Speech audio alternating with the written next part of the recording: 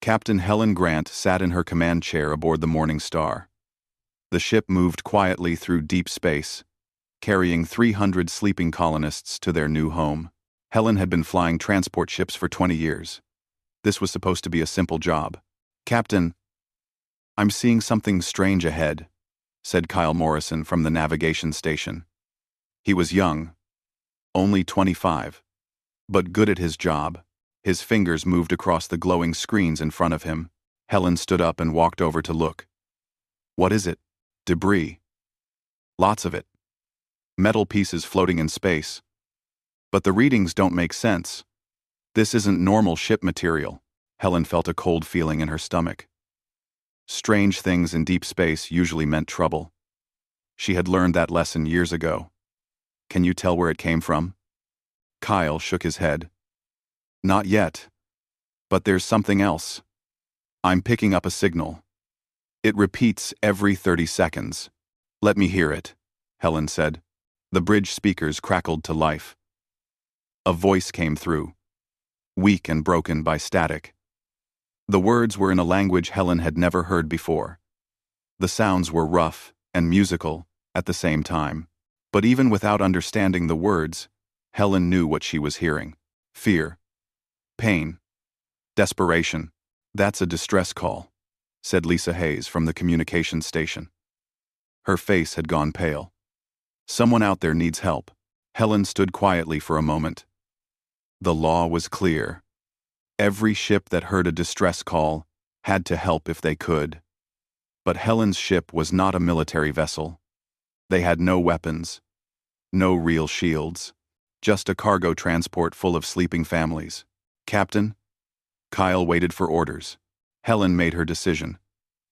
"Change our course. Take us toward that signal. But keep the shields at maximum power, and be ready to jump away fast if we need to." "Yes, ma'am." The Morning Star turned and began moving toward the source of the signal. As they got closer, the debris field became clearer on the screens. Huge chunks of metal tumbled through empty space. Some pieces were as big as buildings. Small lights still blinked on some of them, like dying fireflies. "My God," Lisa whispered. "How many ships were here?" "At least 20. Maybe more," Kyle said. His voice shook slightly. "Captain, I'm reading life signs. They're faint, but they're there. 17 of them. No. Wait. 16 now. One just died." Helen's jaw tightened. "Prepare a rescue team, full spacesuits and medical equipment. Lisa, start broadcasting on all channels. Tell them we're here to help." "What about Earth Command?" Lisa asked. "Should we report this?" "Yes. Send them everything. Coordinates, the alien language, all of it. They need to know we've found someone out here." Lisa began typing rapidly on her console. She didn't know that her message would trigger something far away. 15 light-years from their position, a monitoring station picked up her transmission. The computer systems analyzed the words, "First Contact" and "Unknown Aliens," and immediately sent out an alert. The alert had a name. Protocol Crimson Dawn. Far across space, aboard a massive warship called the Vengeance, Admiral Richard Cole was in his private quarters. He was an old soldier, 58 years old, with gray hair and scars from 3 different wars. He was studying tactical maps when the alarm sounded. The noise was loud and urgent. Richard moved fast, grabbing his uniform jacket as he ran toward the bridge. The doors slid open, and he stepped inside. "Report," he said sharply. Nathan Pierce, his tactical officer, looked up from his station. "Sir, we have a Priority 1 alert. A civilian ship called the Morning Star has found an alien distress signal. They're attempting first contact. Initial data suggests the aliens are in trouble. Multiple casualties reported." Richard's expression became hard. "Show me the location." A star map appeared on the main screen. A red dot blinked in empty space, far from any human colony. "How many people on the Morning Star?" Richard asked. 319, sir.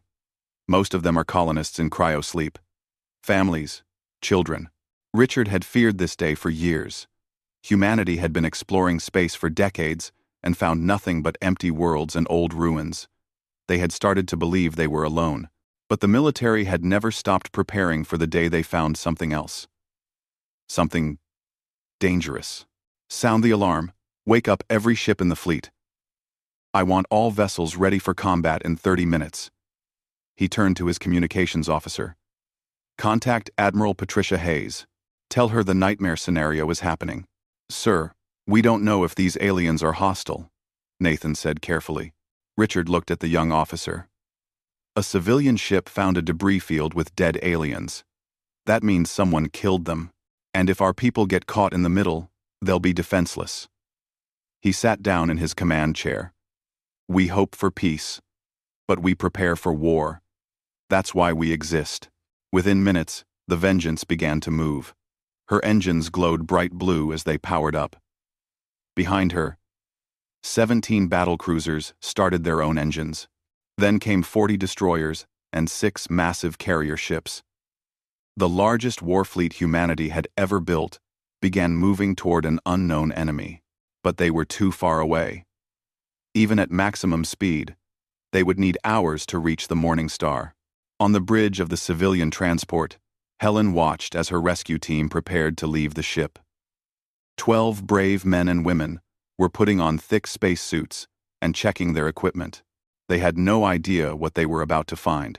Captain, the alien ship is dead ahead, Kyle said. It's like nothing in our databases. Helen looked at the main screen. The alien vessel was beautiful and terrible at the same time. Its hull curved like a living thing, covered in crystal structures that pulsed with faint light. It looked more like a deep-sea creature than a spaceship. I'm reading life signs inside, Kyle continued. They're getting weaker. If we're going to save anyone, it has to be now. Helen opened the communication channel to the rescue team. Team leader. This is the captain. You are authorized to board the alien vessel.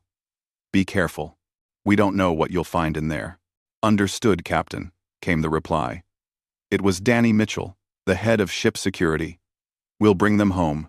The rescue team left through the airlock and began floating toward the alien ship. Their helmet cameras sent video back to the bridge. Helen watched as they got closer to the strange vessel. None of them saw the other signals beginning to pulse in the darkness around them. Hidden signatures.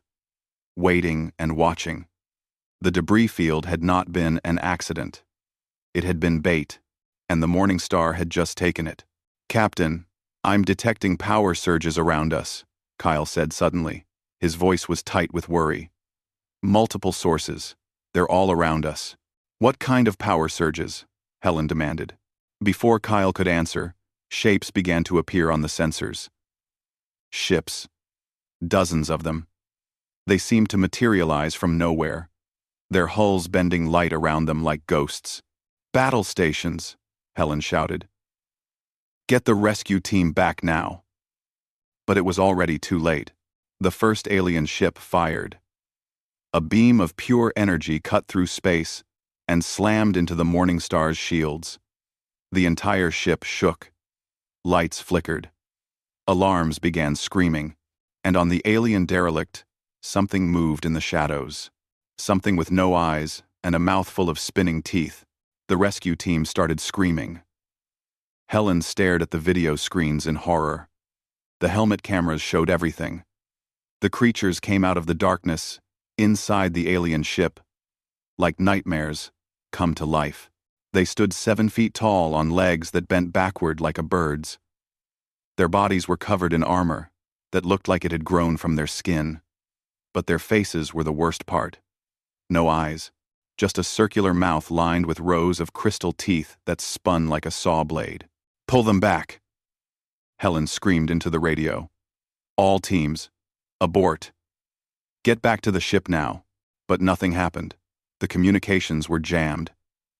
Helen could only watch as her people died. Danny Mitchell fired his pistol 3 times. The shots hit one of the creatures, but didn't slow it down. Then something grabbed him from behind and dragged him into the darkness. His camera went black. Claire Santos, the medical officer, ran for the airlock. She got within 10 feet of safety. Then she simply disappeared. Her camera showed only white static and then nothing. One by one, the cameras went dark. 12 good people. 12 volunteers who had only wanted to help. All dead in less than 2 minutes.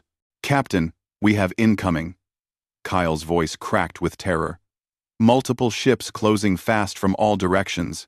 The alien vessels were sleek and deadly. They moved through space like sharks through water.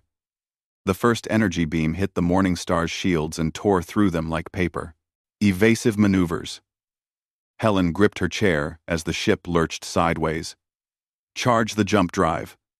We need to get out of here." "The jump drive is offline," Kyle shouted back. "They're targeting our engines." Another blast struck the ship. The bridge lights went out for a second, then came back on dim and flickering. Helen could smell burning plastic and fried circuits. Below decks, she heard screams. The colonists were waking up from cryo-sleep into a nightmare. "How many ships?" Helen demanded. "I count 40. "No, 60. Captain." Helen knew they were going to die, but she could still do one thing. One last act that might save other lives. "Lisa, do we still have the emergency beacon?" Lisa looked up from her sparking console. Her face was cut and bleeding from flying debris. "Yes, but it won't do any good. We're too far from help. I don't care. Broadcast everything we have. All frequencies. Maximum power. Send them all our data. The creatures, the attack, the coordinates, everything." Helen's voice broke. "Tell them we were just trying to help." Lisa's hands shook as she typed. She included every piece of information.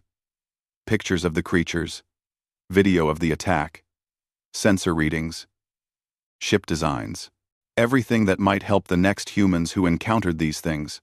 She pressed the transmit button. The emergency beacon screamed out into space, sending its message in all directions at once. It transmitted for 17 seconds. Then another energy beam hit the Morningstar's reactor core, and the ship began to break apart. The last thing Helen saw was the view screen filling with alien ships. Hundreds of them, appearing from the darkness like a school of predators drawn to blood. And beyond them, she glimpsed something massive, a structure floating in deep space, vast and wrong. It was surrounded by debris from 1,000 different ships, 1,000 different worlds. They were not the first. They would not be the last. The Morningstar exploded in a ball of white fire. 319 souls died in an instant. The alien ships began to feed on the wreckage, pulling in useful materials like scavengers. But the 17-second transmission had reached its targets. Every human listening post, within 50 light-years, heard the message. Every military station, every colony, every ship, and on Earth, in a deep underground bunker beneath the city of New Geneva, the Terran Defense Council received the full data package. President Andrew Marshall watched the footage 3 times. He sat in silence, his face showing nothing.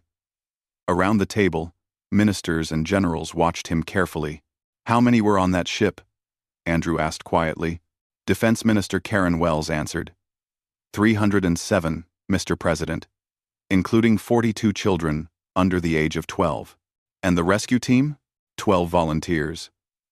Ship security, medical staff, and engineers. They died, trying to save an alien species they had never met before. Andrew stood and walked to the window. Outside, the city lights stretched to the horizon. Millions of people living their lives, unaware that everything had just changed. "Show me the analysis of those creatures," he said. A holographic display appeared over the table. Dr. Paul Vincent, head of the Xenology Department, appeared on a video screen. "Mr. President, based on what we've seen, these creatures are apex predators. Their technology is biological, grown rather than built. They appear to have mastered organic engineering at a level we can barely understand. Paul paused and took a breath. The structure visible in the final transmission appears to be a processing station. The debris field, the bait ships, the coordinated attack.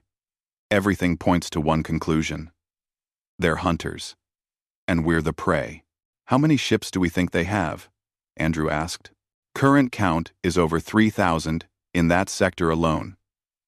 Deep space analysis suggests there could be 30,000 total, spread across multiple star systems. The room fell silent. 30,000 warships. Humanity's entire defense fleet numbered less than 1,000 ships. And most of those were patrol vessels, not true warships. They made a mistake, Andrew said softly. Karen looked confused. Sir? Andrew turned from the window. Those who knew him recognized the look on his face. It was the expression he had worn during the Mars Rebellion, when he had been a young colonel fighting through the bloodiest urban warfare in human history. They attacked a civilian vessel. They murdered families, children. His voice was cold and hard. They showed us exactly what they are. He walked back to the table and placed his hands on it, leaning forward. We spent 100 years building a peaceful civilization. We explored the stars with hope and wonder. We reached out our hand to the universe in friendship. Andrew touched a button on the console. Admiral Richard Cole's face appeared on the screen. The old warrior looked tired but alert. Admiral, what's your status? Sir, we're 6 hours from the coordinates. I have 93 capital ships and full fighter wings. We're ready for combat. Good. I'm authorizing activation of the reserved fleet. Several people around the table gasped. Karen stood up quickly. Mr. President, the reserved fleet hasn't been touched in 40 years. Those are warships from the Consolidation Wars, pure killing machines. We agreed to never use them again. I helped design half those ships, Minister. I know exactly what they are. Andrew's eyes were like ice. Contact every colony, every station, every mining outpost in human space. Recall all vessels. Convert the civilian construction yards to military production. And wake up General Frank Hayes at Special Weapons Division. Sir, Special Weapons was shut down after the peace treaties. It was mothballed. There's a difference. Andrew looked at each person at the table. 307 civilians are dead. They killed children. They hunted us like animals. Now we show them what happens when you hunt humanity. He entered his authorization codes into the computer. Across human space, automated systems began to wake up. On Mars, in giant orbital shipyards, dust covers pulled back from weapons that had been silent for decades. In hidden bunkers on asteroids, artificial intelligence systems came online, running combat programs that had been considered too brutal for peacetime use. And on Luna, Earth's moon, in a facility that officially didn't exist, something ancient and terrible opened its eyes. How long until the reserved fleet is operational? Andrew asked. 72 hours for full deployment. Make it 48. I don't care how you do it. Andrew looked at Admiral Cole on the screen. Admiral, your orders are simple. Find them, and make them regret they ever found us. Admiral Richard Cole stood on the bridge of the Vengeance as his fleet dropped out of faster-than-light travel. The debris field spread out before them like a graveyard. Pieces of the morning star floated in the darkness, frozen and dead. Full sensor sweep, Richard ordered. I want to know everything within 10 light hours of our position. Nathan Pierce worked his console quickly. Sir, I'm picking up residual energy signatures. The alien fleet moved deeper into the sector. He stopped, and his face went white. Sir, there are 2 more human ships in that direction. The cargo hauler Dakota Wind, and the colony transport New Horizon. Richard felt his blood turn to ice. How many people?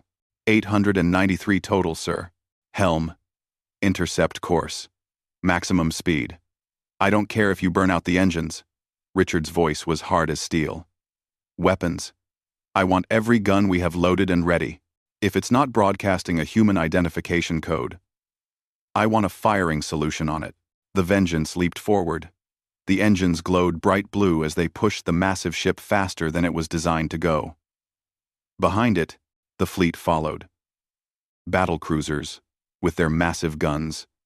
Destroyers, with their point defense systems, active. Carrier ships, launching fighter craft, that spread out like a swarm of angry hornets. They found the alien fleet 3 hours later. The creatures had made a mistake. They thought humans would be easy prey. Scattered and afraid. They didn't know that every human ship in space, military or civilian, had a black box that constantly transmitted its position. They didn't know that humanity had spent decades building a sensor network that covered every inch of inhabited space. And they certainly didn't know that Richard Cole had spent 30 years fighting pirates and rebels who used the same kind of ambush tactics. "All ships, this is Admiral Cole." His voice was calm and cold. "Weapons free. Kill them all." The space around the Dakota Wind turned into hell. The alien ships had been closing in for the kill when the human war fleet arrived. They never had a chance to react. The Vengeance's main gun fired first.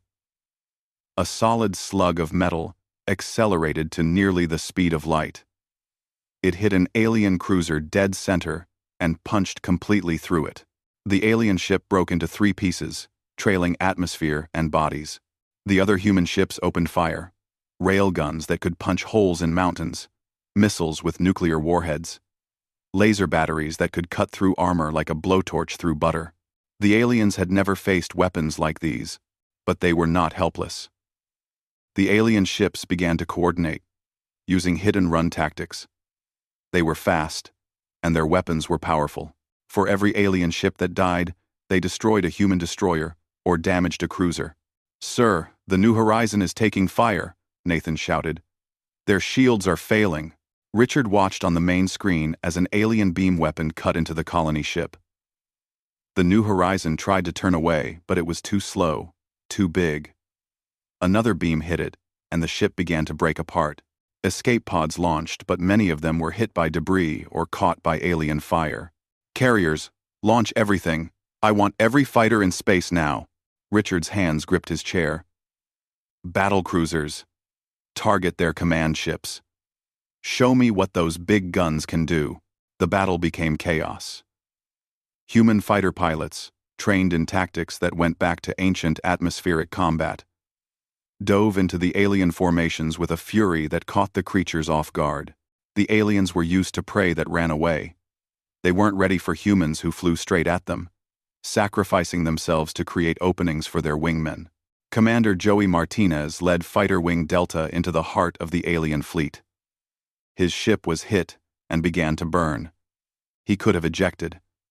Instead, he aimed his dying fighter at an alien cruiser.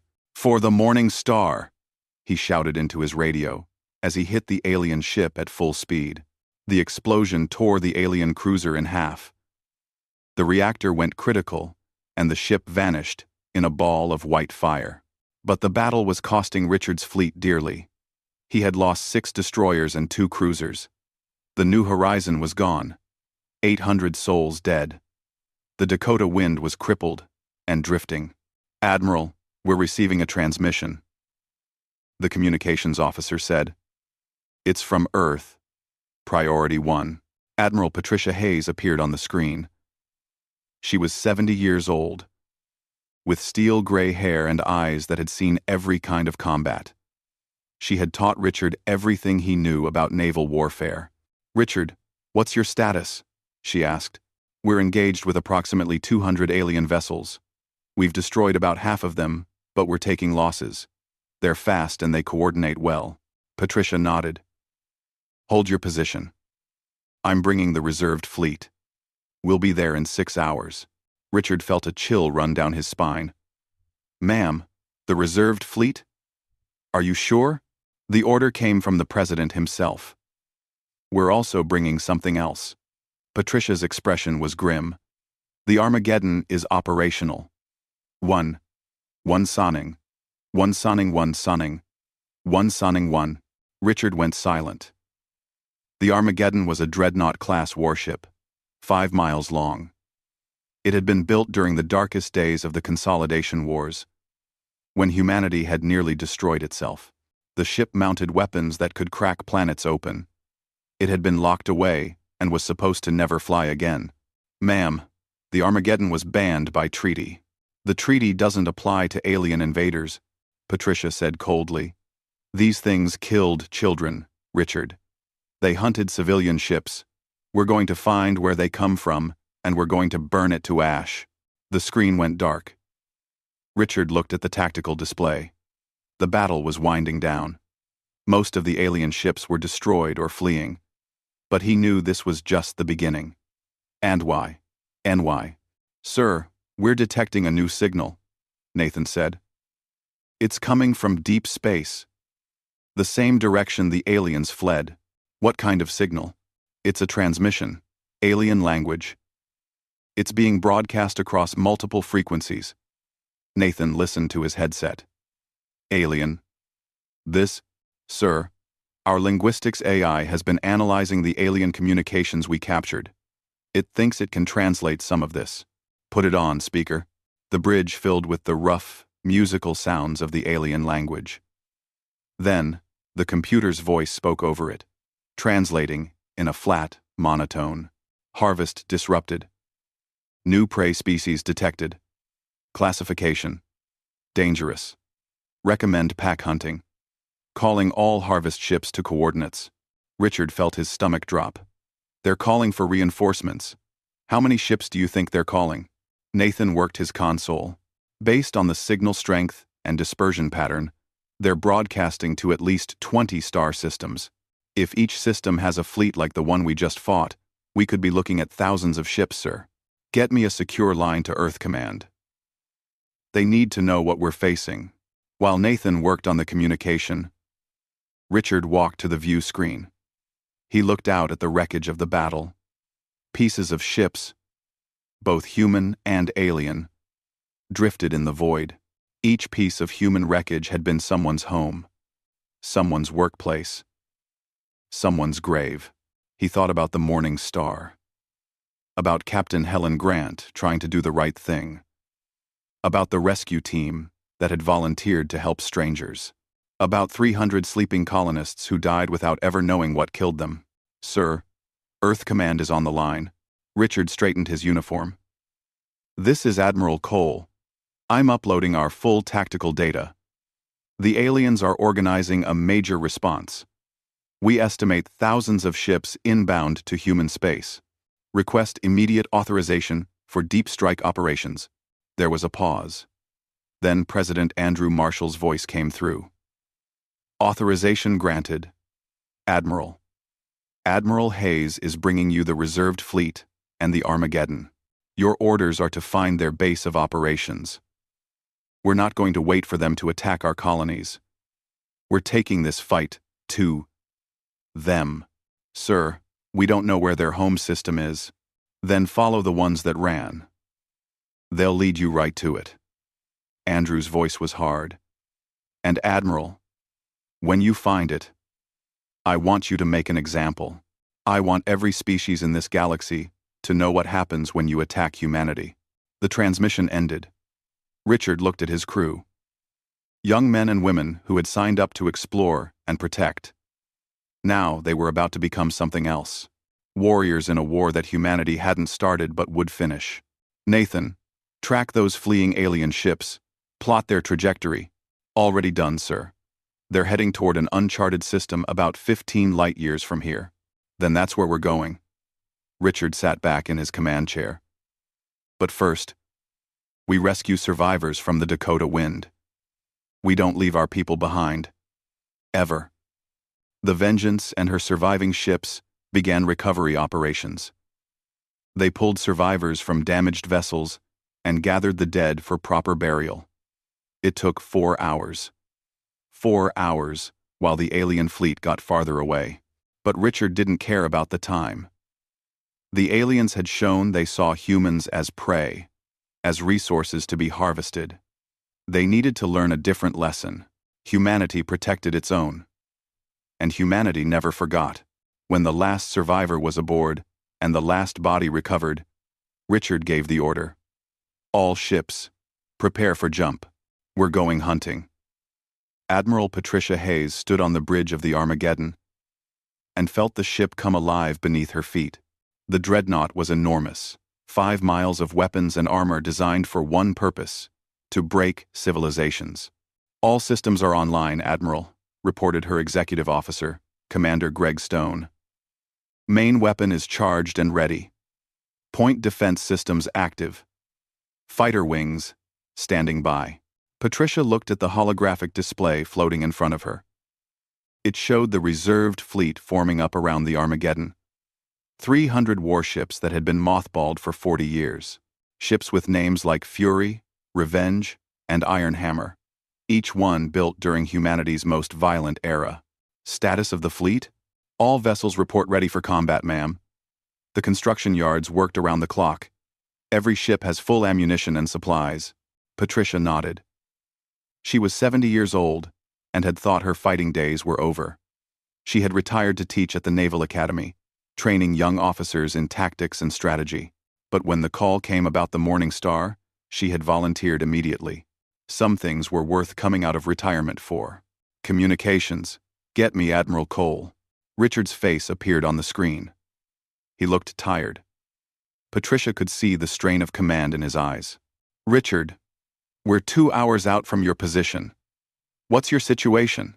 We've secured the area and recovered all survivors. We tracked the fleeing alien ships to a system 15 light-years from here. We're preparing to jump. Wait for us, Patricia ordered. We don't know what you're jumping into. You could be outnumbered 100 to 1. Richard shook his head. With respect, ma'am. Every hour we wait is an hour they use to prepare. We need to hit them hard and fast before they're ready. Patricia understood. She had taught him to think that way. Strike first. Strike hard. Give the enemy no time to react. But this was different. They weren't fighting human pirates or rebels. They were fighting something unknown. All right, but we're right behind you. Yes, ma'am. The screen went dark. Patricia turned to her tactical officer. How long until we can jump? 90 minutes, Admiral. Make it 60. While the fleet prepared, Patricia reviewed the intelligence data from the Morning Star's final transmission. She studied the images of the creatures. The eyeless faces, the spinning teeth, the way they moved like liquid shadows. But it was the structure in the background that worried her most. The processing station. It was massive, easily the size of a small moon. The surface was covered in docking bays and what looked like organic machinery. Around it floated the debris of countless ships from hundreds of different designs. Dr. Paul Vincent appeared on her communication screen. The scientist looked like he hadn't slept in days.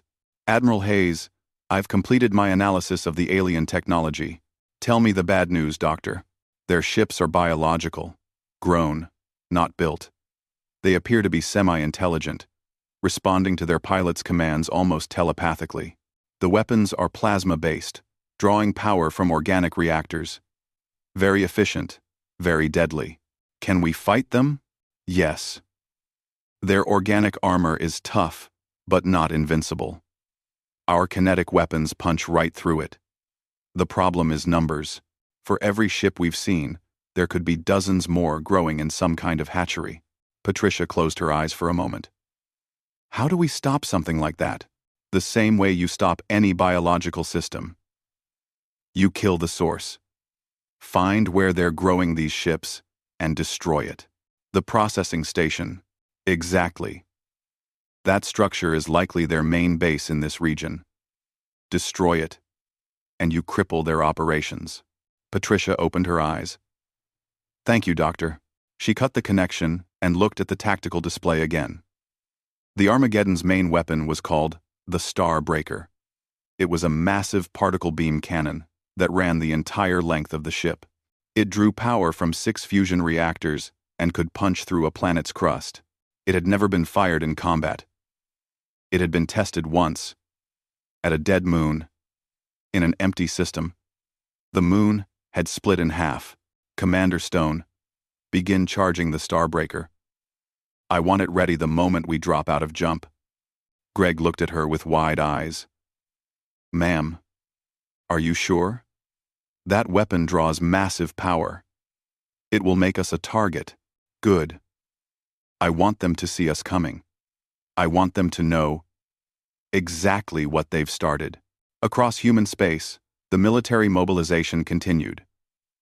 Civilian ships were recalled to safe harbors. Construction yards began building new warships, using simplified designs that could be completed in weeks instead of months. Every human who could hold a weapon was being trained. On Earth, in the underground facility on Luna, General Frank Hayes oversaw the activation of Special Weapons Division. The bunker was filled with weapons that humanity had promised never to use again. Biological agents, antimatter bombs, AI-guided hunter-killer drones that could track a target across star systems. Frank was Patricia's younger brother. He was 65 and had spent the last 20 years making sure these weapons stayed locked away. Now he was preparing to deploy them. General, the planet crackers are ready for transport, said his assistant, Lieutenant Amy Cooper. Planet crackers. Nuclear weapons so powerful they could shatter a world's crust and ignite the mantle. They had been built during the Consolidation Wars, when Mars had tried to break away from Earth. They had never been used because cooler heads had prevailed. How many do we have operational? 20, sir. Each one yields approximately 500 megatons. Frank nodded slowly. Prepare them for deployment to the fleet. And Amy, start production on more. I want 100, ready within the month. Sir, the treaties. The treaties were between humans. These things aren't human. Frank's voice was cold. They hunted us like animals. Killed children. We're going to show them that humanity doesn't forgive, and we never forget. Back in space, Richard Cole's fleet jumped. The stars stretched and twisted as they entered faster than light travel. 15 light years. In an instant, when they dropped back into normal space, they found themselves at the edge of an unknown system, and what they saw took their breath away. The system had 6 planets, all of them dead rocks.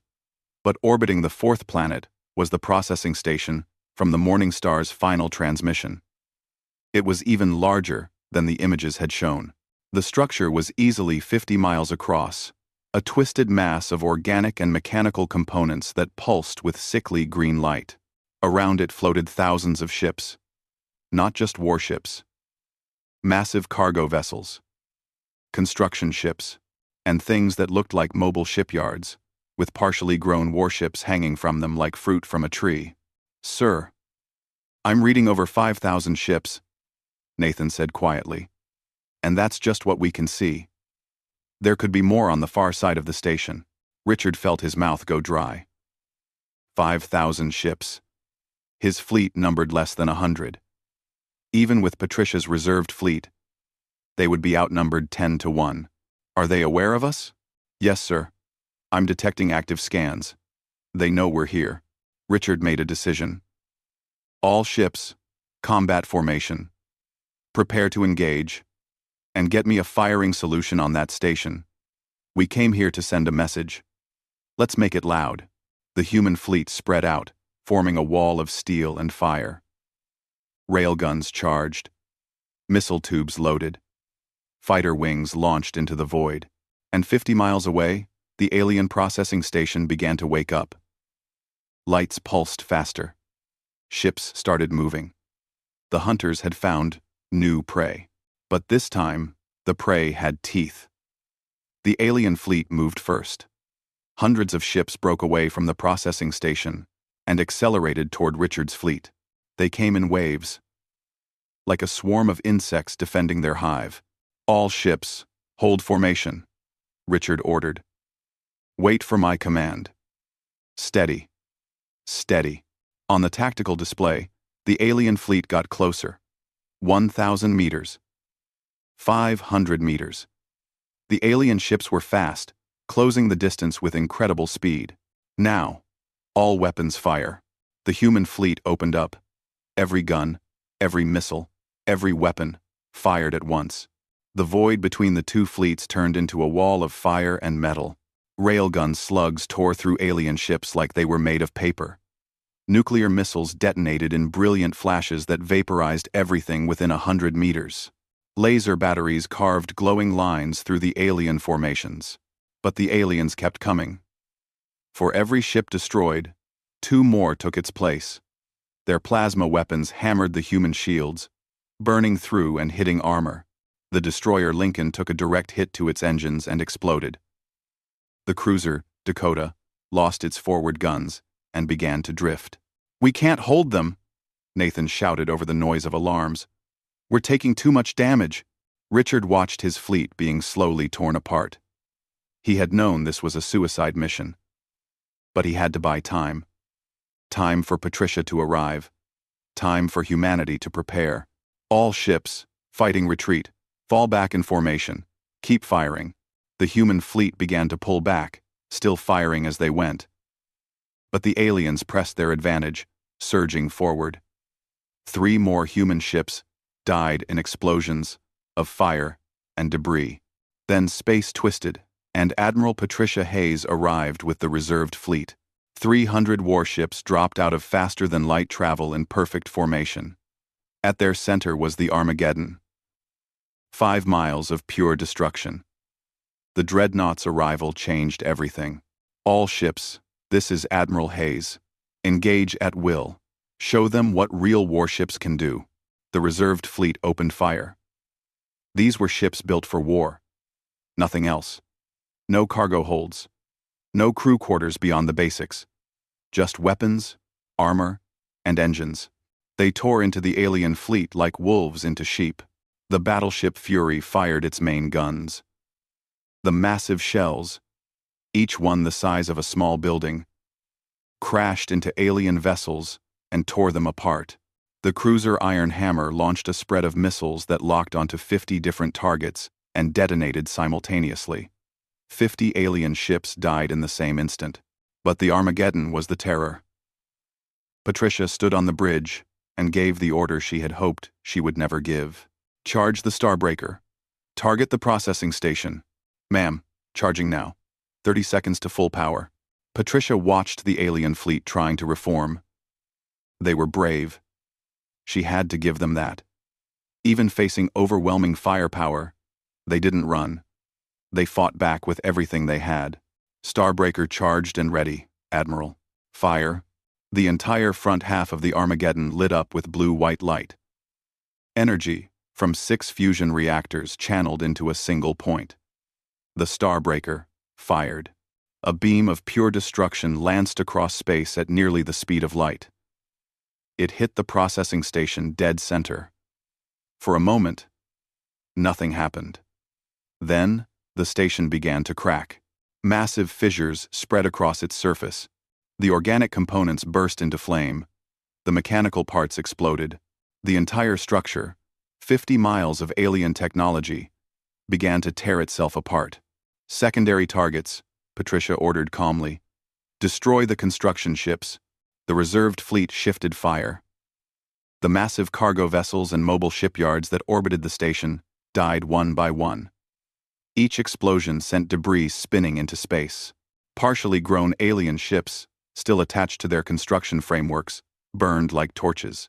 The alien fleet finally broke. Ships began to flee in all directions, jumping to faster-than-light speed as fast as they could charge their drives. "Do we pursue?" Greg asked. Patricia shook her head. "No. Let them run. Let them spread the word of what happened here." She turned to communications. "Send a message on all frequencies. Translate it into their language, using the AI. What should the message say, Admiral?" Patricia's eyes were cold. "Tell them this. You hunted our children. You killed our families. Now you know what humanity does to those who threaten us. Run. Hide. It won't matter. We will find you. We will find every one of you. And we will make you extinct." The message broadcast across every frequency. In the alien language, in human languages, in mathematics and music, and every form of communication Humanity knew. The fleeing alien ships received it. Across the sector, other alien fleets monitoring the battle received it. The message was clear. Humanity was no longer prey. Humanity was the hunter. On the bridge of the Vengeance, Richard watched the processing station collapse in on itself. Fires burned across its surface as it began to fall toward the planet below. When it hit the atmosphere, it would burn up completely. Nothing would remain. "Sir, we're receiving casualty reports," Nathan said quietly. "We lost 23 ships in the engagement. 4,800 dead. Another 2,000 wounded." Richard closed his eyes. Nearly 5,000 dead.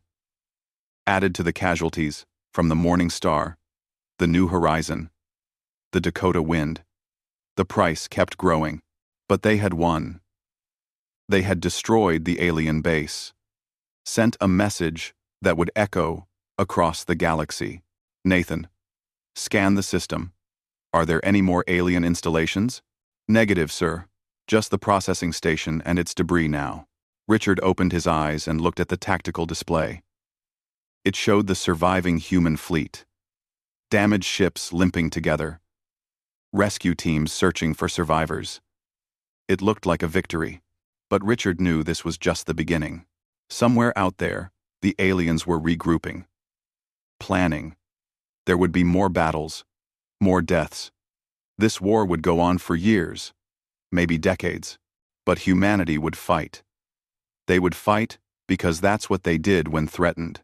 They would fight because every human child deserved to look at the stars with wonder instead of fear. They would fight because 307 civilians had died just trying to help someone in need. Patricia's voice came over the fleet-wide channel. "All ships. This is Admiral Hayes. We won today. But this war is far from over. We're going to hunt down every alien ship, every base, every world that supports them. We're going to make sure that no human ever has to fear these creatures again." She paused, and when she spoke again, her voice was softer. "But first, we honor our dead. Every ship will hold a memorial service. We will remember their names. We will tell their stories. We will make sure that their sacrifice meant something." Across the fleet, crews gathered in their ships. They spoke the names of the fallen. They shared memories. They cried for friends and shipmates who would never come home. And in every human colony, on every station, in every home across human space, people heard the news of the battle. They heard about the Morning Star, about Captain Helen Grant and her crew who had died trying to save aliens in distress, about the volunteers who had rushed to help without hesitation. The story spread, and with it came a change. The peaceful, hopeful civilization that humanity had built began to remember something older, something harder: the will to survive, the strength to fight, the fury of a species that would protect its own no matter the cost. In schools, children learned about the Morning Star. In military academies, tactics from the battle were studied and refined. In laboratories, scientists developed new weapons specifically designed to fight biological ships, and in secret facilities across human space, ships were being built.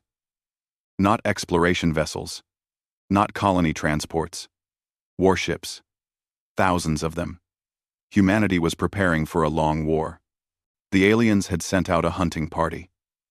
They had found what they thought was easy prey.